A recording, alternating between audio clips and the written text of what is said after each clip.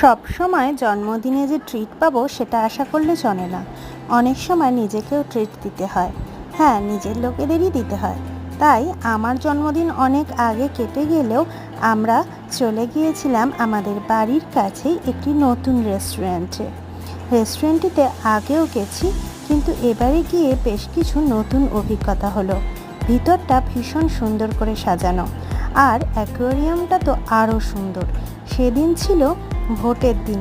আমরা ভোট দিয়ে তারপর রাত্রেবেলায় গিয়েছিলাম রেস্টুরেন্টে। ভোট দেওয়ার দিনটাকে তো এনজয় করতে হবে, বলুন।